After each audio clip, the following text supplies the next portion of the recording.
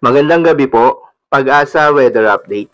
Alamin ang lagay ng panahon ngayong gabi ng Lunes, September 11, 2023 at sa mga susunod na araw. At latest update sa dalawang low pressure area na binabantayan sa loob at labas ng Philippine Area of Responsibility.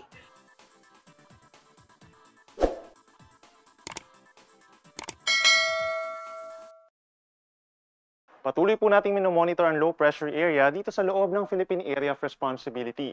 As of 3 in the afternoon, itong LPA ay nasa layong 860 kilometers northeast of extreme northern Luzon.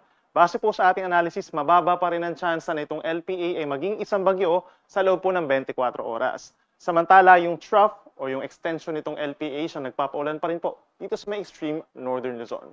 Samantala, yung LPA naman na nasa labas ng PAR, dito po sa may silangan ng Visayas ay nalusaw na sa ngayon, pero may namataan tayo sa mas malayong bahagi pa po ng ating kapuluan at hindi naman po inaasang lalapit or makakaapekto sa ating bansa. Yung habagat naman or southwest monsoon na nanatiling mahina pa rin po sa ngayon at nakakaapekto sa ating mga kababayan po dito sa Mindanao. For the next 24 hours, asahan pa rin natin yung mga pag-ulan, lalo na dito sa may parting Mindanao, pero hindi po ito tuloy-tuloy na malalakas. Asahan natin for this evening ang mga pag-uulan dito sa may Zamboanga Peninsula, dito pa rin po sa bahagi ng Northern Mindanao, lalo na sa may Bukidnon, at maging dito rin sa may Agusan del Sur and Surigao del Sur. Ilang bahagi pa ng Davao Region, may mga pag-ulan po pagsapit ng gabi pero mawawala rin bukas ng madaling araw.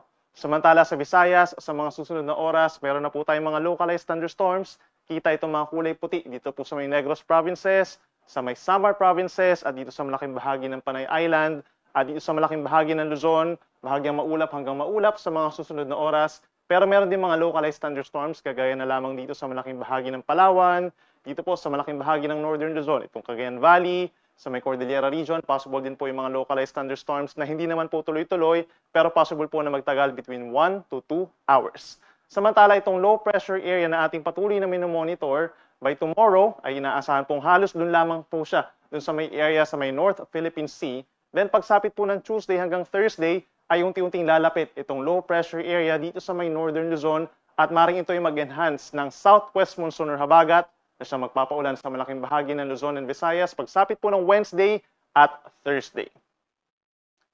So by tomorrow, asahan po yung mga pag-ulan pa rin dahil po dito sa trough ng LPA sa may extreme northern Luzon, Batanes, and Babuyan Group of Islands. Pero may mga pag-ulan din po as early as tanghali hanggang sa gabi dito po sa malaking bahagi ng Bicol Region at maging dito sa may silangang parte pa ng mainland Luzon kabilang ng Quezon Province, Aurora, Isabela, and Cagayan. Asahan po yung mga kalat-kalat na ulan ng thunderstorms pagsapit po ng hapon hanggang sa gabi. So mag-ingat po sa mga posibleng pagbaha or pagguho ng lupa. Sa ating mga kababayan for the rest of Luzon, asahan po natin ilang areas na ay umaga pa lamang po magiging maulap na kabilang na dyan ng Ilocos Region at itong ilang pambahagi ng Cordillera Region as well as Central Luzon. For Metro Manila, Calabarzon, and Mimaropa, bahagyang maulap hanggang maulap ang kalangitan by tomorrow at aasahan din po ang mga localized thunderstorms. Again, hindi po ito tuloy-tuloy at hindi direct effect nung low pressure area. Temperatures natin mananatiling mainit. For Metro Manila, possible hanggang 33 degrees Celsius and in other areas naglalaro ang between 32 to 33 degrees ang maximum temperature. Sa ating mga kababayan sa Visayas, halos katulad po ng weather condition na mararanasan by tomorrow as for today. So bahagyang maulap hanggang maulap din po ang kalangitan for the entire Visayas by tomorrow at asahan yung mataas sa tsansa ng mga localized thunderstorms pagsapit po ng hapon at gabi. Magiging mainit din po sa tanghali for Metro Cebu hanggang 32 degrees Celsius. At makundi sa ating mga kababayan over Mindanao, fair weather conditions in many areas tomorrow morning dahil doon sa paghina ng habagat at aasahan pa rin ang mainit at maalinsangan na tanghali lalo na doon sa mga urbanized areas. We're talking of Zamboanga City, Butuan, Cagayan de Oro, Davao, Jensan, and Cotabato City. Then pagsapit po ng hapon hanggang sa gabi, asahan din po yung mga pulupulong paulan or pagkidlat, pagkulog. For the next 24 hours, wala naman po tayong aasahang gale warning or babala sa matataas na mga pag-alon. At kahit po bahagyang lalakas yung ating habagat pagsapit po ng Wednesday at Thursday, hindi naman inaasahang magkakaroon tayo ng gale warning or yung maalon na karagatan po sa mga susunod pa na araw. So aasahan lamang natin nagkakaroon naman hanggang 2 hanggang 3 metro mga pag-alon kapag meron tayong mga thunderstorms. For the next 3 days, inuulit natin yung habagat or southwest monsoon.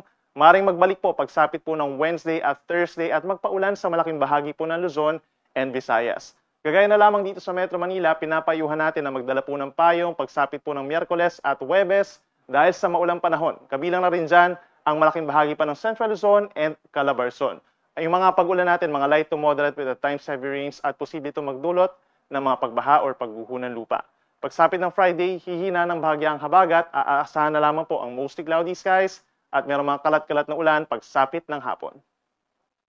Sa ating mga kababayan at mamamasyal po sa Baguio City, Wednesday hanggang Friday, asahan po sa umaga, bahagyang maulap hanggang maulap ang kalangitan at sa tanghali hindi rin kainitan hanggang 25 degrees Celsius lamang.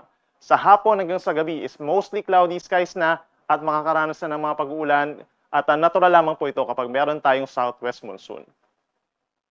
Sa ating mga kababayan sa Kabikulan, pagsapit po ng Wednesday, maulang panahon din po ang mararanasan, so magdala po ng payong, asahan yung mga kalat-kalat na ulan and thunderstorms, so mag-ingat din po sa mga pagbaha or landslides. Thursday and Friday, asahan po ang mostly cloudy skies, lalo na po sa hapon hanggang sa gabi at may tsansa rin ng mga pulupulong ulan or localized thunderstorms. Sa atong mga kaigsuonan din na for Metro Cebu, asahan pa rin for the next 3 more days ang mainit at malinsangang panahon po hanggang 33 degrees Celsius at pagsapit po ng hapon, bahagyang maulap hanggang maulap ang kalangitan na may tsansa lamang ng mga saglit na pag-uulan. At panghuli sa mga mamamasyal po dito sa may Metro Davao at malaking bahagi ng eastern portion of Mindanao, bahagyang maulap hanggang maulap din ang kalangitan ng mararanasan hanggang sa kalagitnaan po ng Setyembre at meron lamang tsansa ng mga localized thunderstorms.